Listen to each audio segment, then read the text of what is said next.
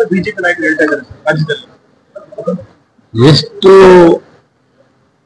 BPL ಅರ್ಹರಲ್ವೋ ಅದೆಲ್ಲ ಕೂಡ ಮಾಡಬೇಕಾಗ್ತದೆ. ಆದರೆ ಕನ್ವರ್ಟ್ ಮಾಡ್ತೀವಿ. BPL ಕಾರ್ಡ್ ರದ್ದು ಮಾಡೋದು. BPL ಕಾರ್ಡು ಇರ್ತದೆ, APL ಕಾರ್ಡು ಇರ್ತದೆ. APL ಕಾರ್ಡ್ ಅನ್ನ ರದ್ದು ಮಾಡೋದಿಲ್ಲ.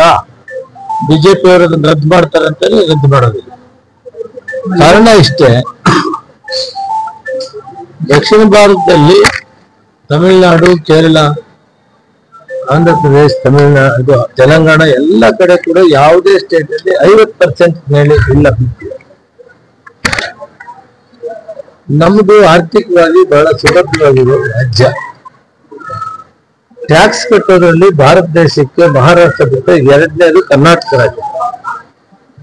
ಇಂಥದ್ರಲ್ಲಿ 75ರಿಂದ 80% BPL ಇರಕ್ಕೆ ಸಾಧ್ಯ ಅನ್ನೋ ಪ್ರಶ್ನೆ ಉದ್ಭವ ಆಗಿದೆ.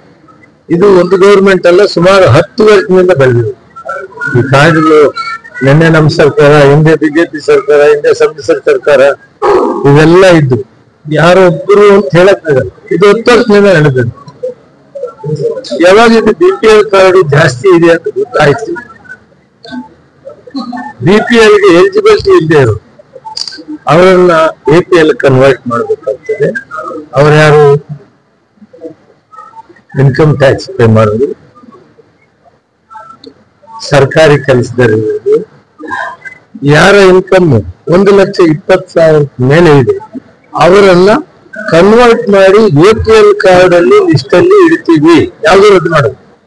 ಈ ಪ್ರಕ್ರಿಯೆ ನಡೀತಾ ಇದೆ. ನಾಳೆ ಡೀಟೈಲ್ ನಾನು ಅಂಕಿಅಂಶಗಳ ಸಮೇತ ಒಂದು ಪ್ರೆಸ್ ಕಾನ್ಫರೆನ್ಸ್ ಮಾಡ್ತೀನಿ ಬೆಂಗಳೂರಲ್ಲಿ.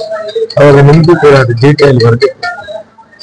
ಈ ರಾಜ್ಯದಲ್ಲಿ ಸುಮಾರು 75ರಿಂದ 80 ಅಷ್ಟಿರಕ್ಕೆ ಸಾಧ್ಯವಿಲ್ಲ.